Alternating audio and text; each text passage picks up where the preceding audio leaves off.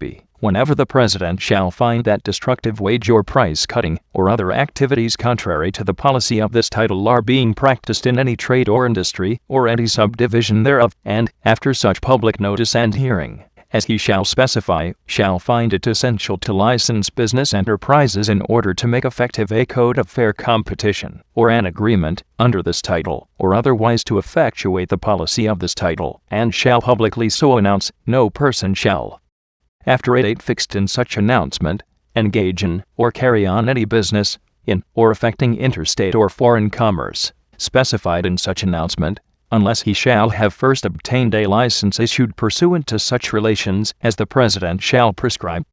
The President may suspend or revoke any such license, after due notice and opportunity for hearing, for violations of the terms or conditions thereof. Any order of the President suspending or revoking any such license shall be final if in accordance with law.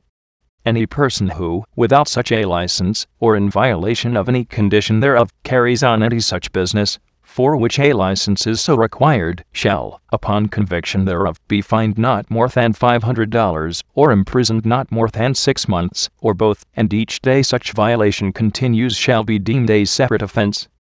Notwithstanding the provisions of Section 2(c), this subsection shall cease to be in effect at the expiration of 1 year after the date of enactment of this Act, or sooner if the President shall by proclamation, or the Congress shall by joint resolution declare that the emergency recognized by Section 1 has ended. Section 5.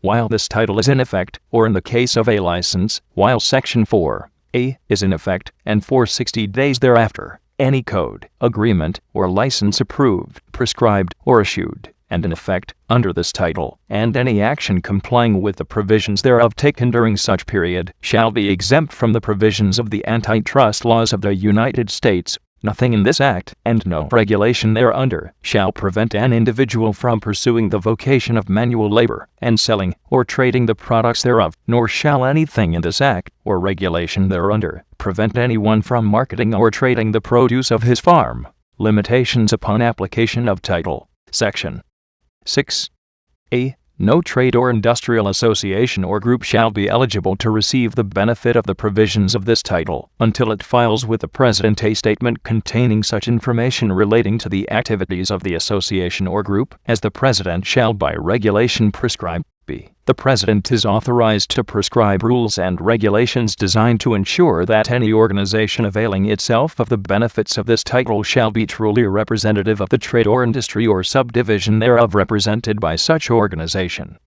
Any organization violating any such rule or regulation shall cease to be entitled to the benefits of this title. C. Upon the request of the President, the Federal Trade Commission shall make such investigations as may be necessary to enable the President to carry out the provisions of this title, and for such purposes the Commission shall have all the powers vested in it with respect of investigations. Under the Federal Trade Commission Act, as amended, Section 7.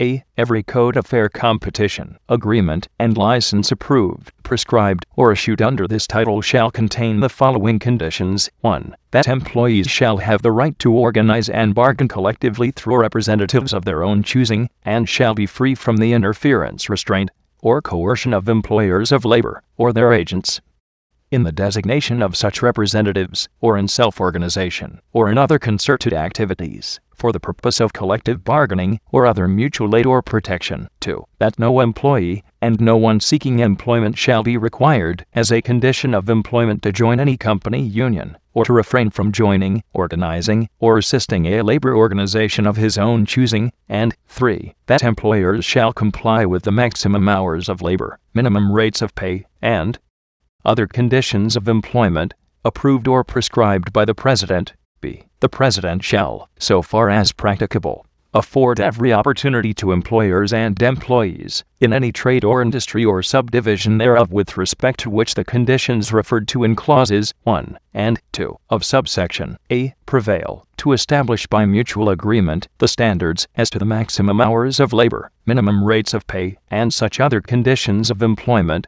as may be necessary in such trade or industry or subdivision thereof to effectuate the policy of this title, and the standards established in such agreements.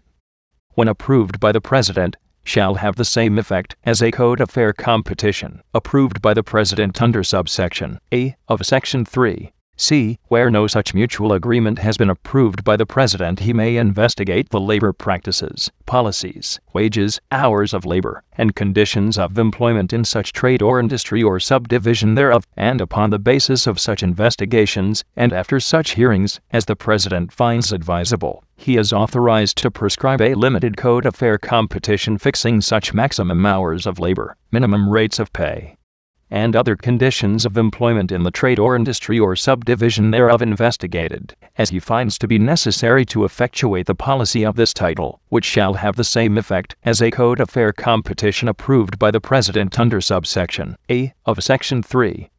The President may differentiate according to experience and skill of the employees affected, and according to the locality of employment, but no attempt shall be made to introduce any classification according to the nature of the work involved which might tend to set a maximum as well as a minimum wage. D. As used in this title, the term person includes any individual, partnership, association, trust, or corporation, and the terms interstate and foreign commerce and interstate or foreign commerce include, except where otherwise indicated, trade or commerce among the several states and with foreign nations, or between the District of Columbia or any territory of the United States and any state, territory, or foreign nation, or between any insular possessions or other places under the jurisdiction of the United States, or between any such possession or place and any state or territory of the United States or the District of Columbia or any foreign nation, or within the District of Columbia or any territory or any insular possession or other place under the jurisdiction of the United States. Application of Agricultural Adjustment Act, Section 8.